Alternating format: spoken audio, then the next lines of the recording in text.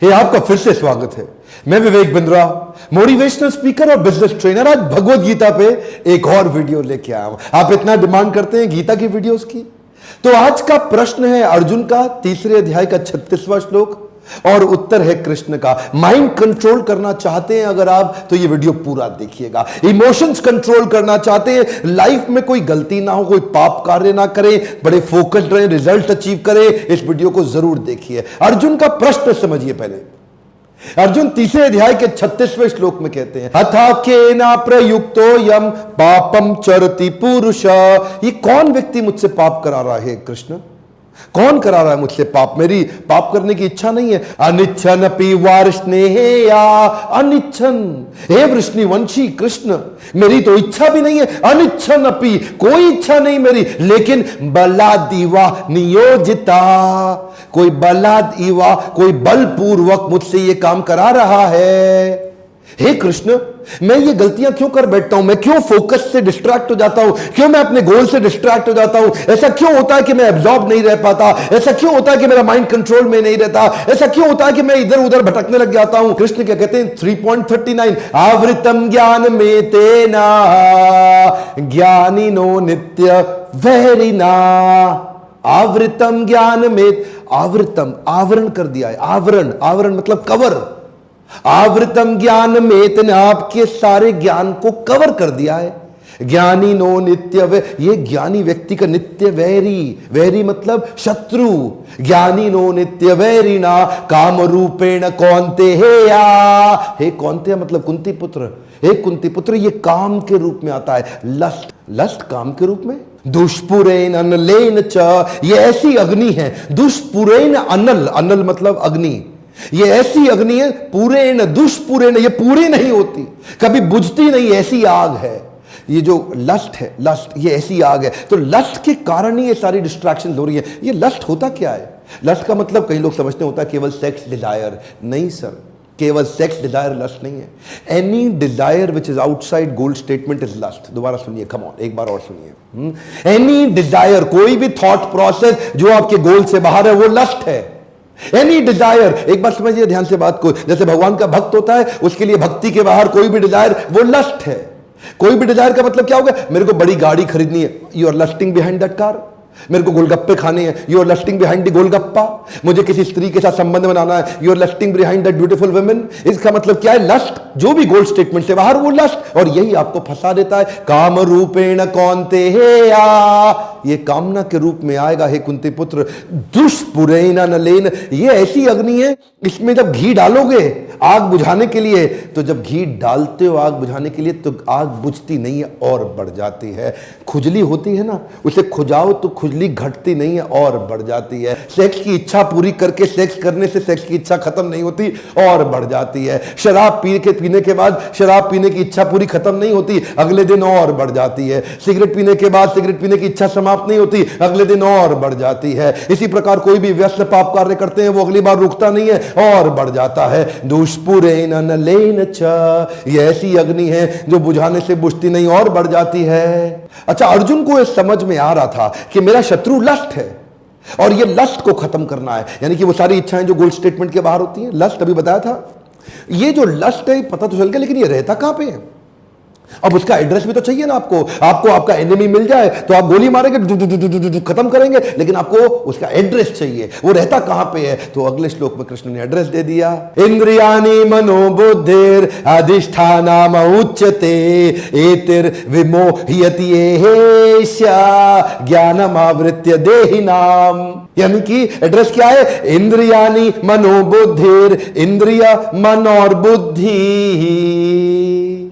अधिष्ठानाम उच्यते, यही है इसके अधिष्ठात्री। अधिष्ठात्री मतलब अधिष्ठाता, अधिष्ठाता मतलब यही रहते हैं। इंद्रिय, मन और बुद्धि, इन तीन जगह पे जाके लस्ट रहता है। अगर आपको लस्ट को अटैक करना है तो इंद्रिय, मन और बुद्धि को प्यूरिफाई कर दो। वो प्यूरिफाई, जस्टिफाई मत करो, प्यूरिफाई करो, क्योंकि अगर नहीं किया, एतिर विमोहयति, विमोहित, विमोहित, ये आपको विमोहयति, ये इतना विमोहित कर देगा, ज्ञानम आवृत्य देहिनाम, ज्ञान से ज्ञान को आवरण डाल देगा, आवरण, ढक्कन है, जितना ढक्कन मोटा उतना धंधा छोटा। तो अब एड्रेस भी पता चल गया, अब समझना है कि इसको ठीक कैसे किया जाए। पूरा वीडियो देखिएगा ध्यान से। अगले श्लोक में कहते हैं तस्मात् त्वम् इंद्रियाणि आदो नियम्य भरतर्षभ पाप्मानां प्रजह्येनम ज्ञान विज्ञान नाशनम।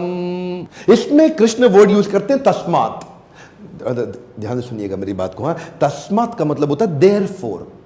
देयरफॉर हिंदी में कहते हैं इसलिए। देयरफॉर वर्ड का यूज कब किया जाता है? देयरफॉर वर्ड को यूज करते हैं जब कुछ बात को कंक्लूड करना हो।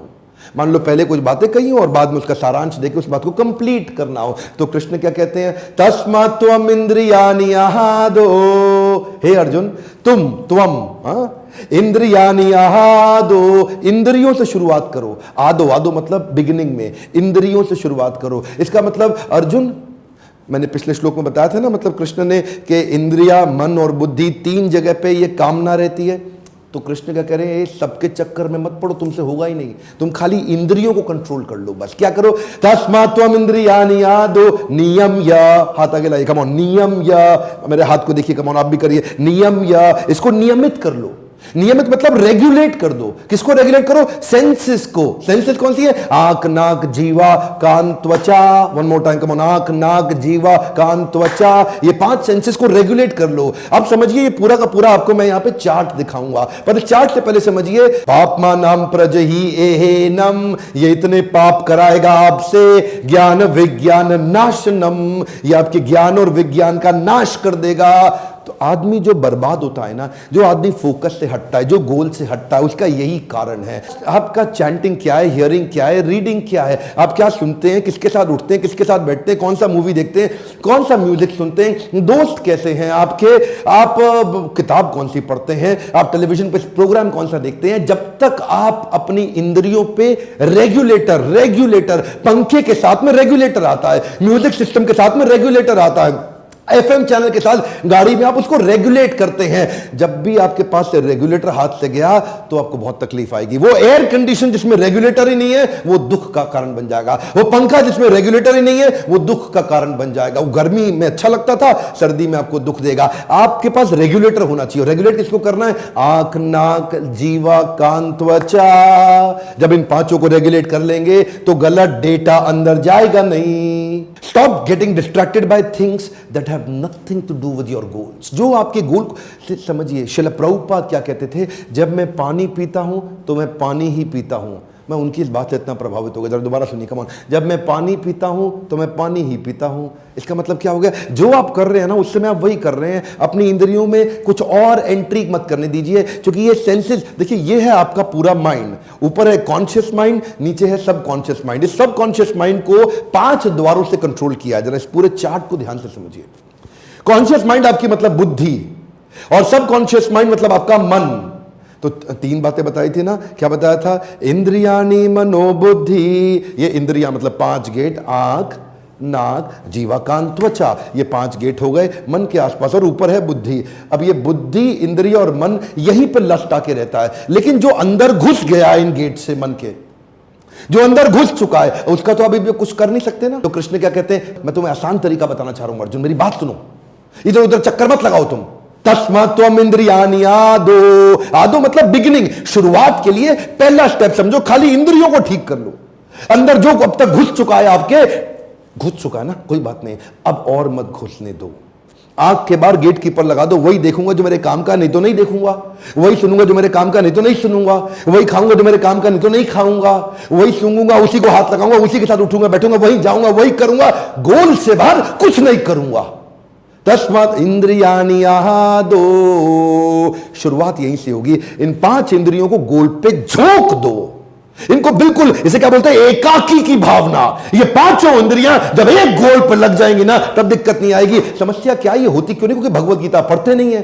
कब से बोल रहा हूं, कितने वीडियोस में बोल चुका हूं, जाओ गीता खरीदो, पढ़ो, बांटो, सबको समझाओ। और वही मैं देखिए, बड़ा आसान है जो कृष्ण ने दिया ना।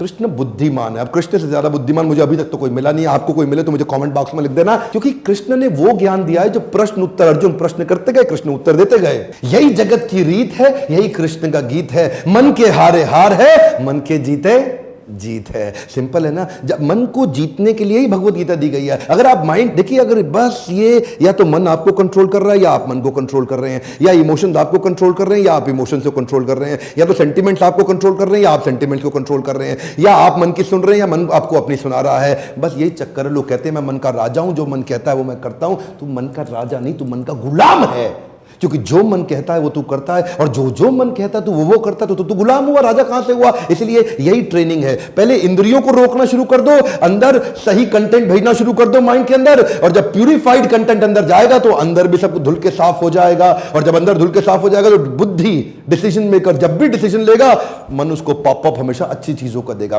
पॉपअप समझते हैं ना, पॉपअप। तो ये मन बुद्धि को, यानी कि सबकॉन्शियस माइंड कॉन्शियस माइंड को पॉपअप देता है। पॉपअप कहां से निकाल के देगा? जो अंदर घुसा है वही तो देगा। Garbage in garbage out, negative in negative out, good in good out, positive in positive out. इंद्रियों से जो अंदर गया वही तो बाहर आएगा।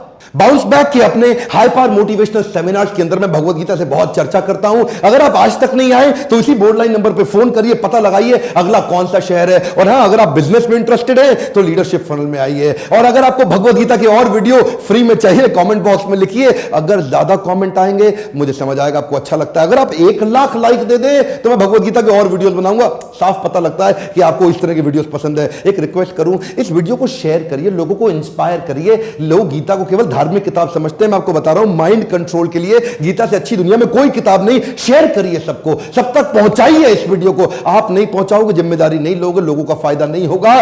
देखिए, क्योंकि आप शेयर करेंगे ना, लोग पढ़ेंगे और लोग वीडियो देखेंगे। सब्सक्राइब करके बेल आइकॉन हिट कराइए, तभी इस प्रकार के शक्तिशाली वीडियो आपको मिलेंगे। नंबर 1 एंटरप्रेन्योरशिप वर्ल्ड के यूट्यूब चैनल पे वापस आने के लिए, मेरे साथ जुड़े रहने के लिए, मुस्कुराहट के साथ हमेशा धन्यवाद।